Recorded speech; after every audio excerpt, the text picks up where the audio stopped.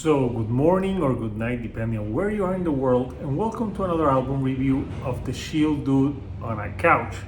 I'm your host, Hector, and today we're going to talk about the brand new album by the band Islander, and it's called Grammy Nominated. And for those of you that don't know the band, this band has been around for more than 10 years now, and I remember back in 2014, I bought their album Violence and Destruction, and I liked it because it was like a heavier version of POD meets other type of bands, and Mickey Carvajal's vocals were great.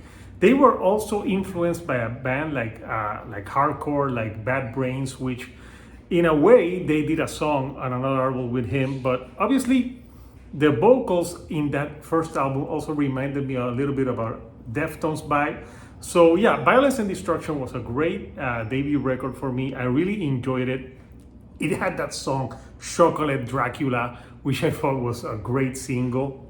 And then they followed it up with an album in 2016 that was good, but I enjoyed that one better. But then the band lost me in 2018 when they put a song called I Want Sushi or something like that, and it was just an atrociously bad song. And they took like a dip in quality for me after that, so I haven't kept in touch with them. So what I read is that they have been dropped for the record label, and for this album, which I think is their fourth, they had an album in 2022 that I basically slept on.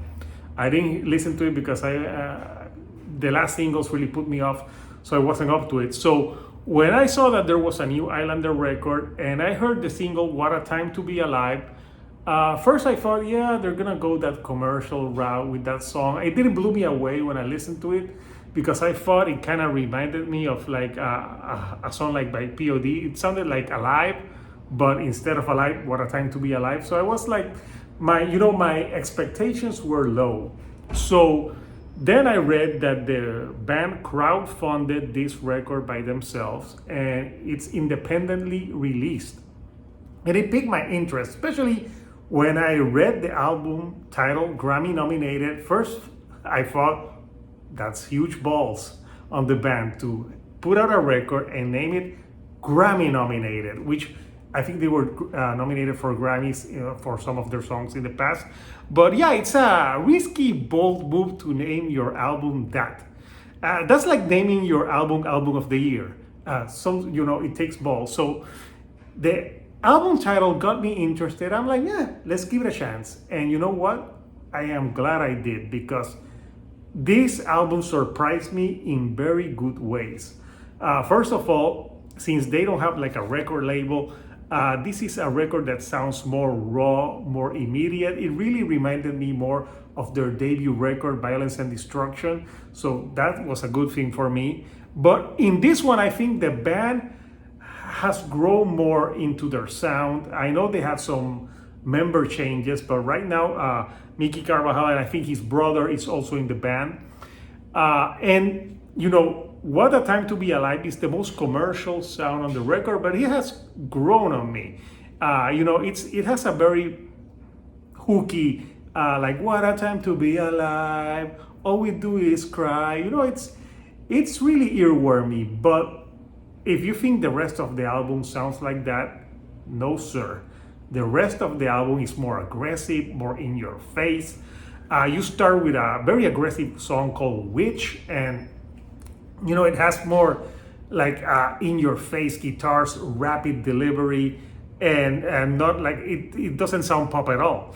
But they always have catchy choruses on songs like We're All Too Young to Die, which is a great track as well.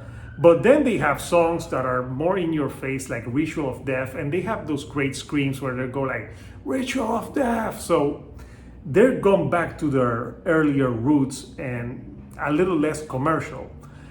You have a track that features Christian Lindskog from Blindside, which was a great Christian metal band back in the day, and the song's called Dark Ride. And I think Mickey and Christian vocals on that track is just a very good track, very melodic, but also hard when it needs to be. So I really think that that's a great track and a very good collaboration for the band. I really like how both their vocal styles blended, because Mickey Carvajal has more of like a rapping style. He reminds me of like a Sonny Sandoval from POD. He has like that type of delivery, but he can also have like more aggressive vocals a la Chino Moreno. So I like the way he does that. They released a new single, and this is my favorite track on the record, and it's called Show Me Where It Hurts. And the chorus there was like, show me where it hurts. It's just so great.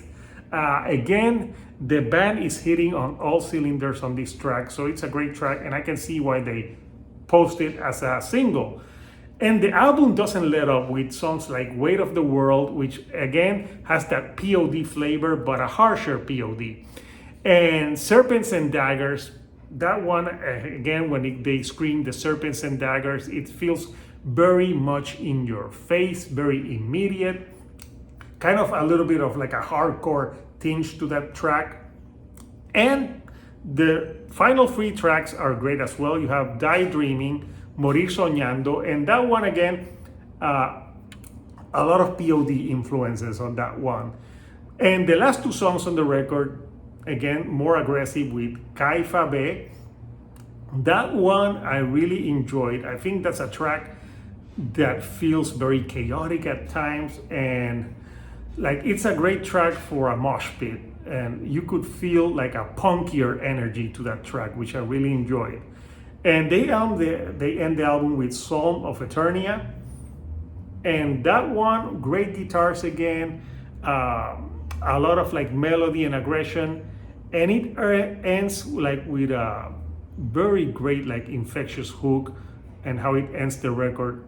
And I thought it, I was impressed. I wasn't expecting Islander to do this. And I think, is it worth a Grammy nomination? I would say yes, they nominated some very crappy stuff in the Grammys. So come on, Grammys. Islander had the balls to name the record Grammy nominated, so give them a Grammy nomination for rock. Come on.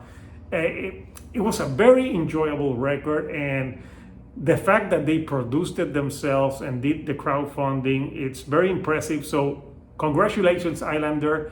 You exceeded my expectations with this record. So if the band is watching this review, I would love to talk to you on the couch. So I want to know from you, couchers, what do you think of Islander Grammy nominated?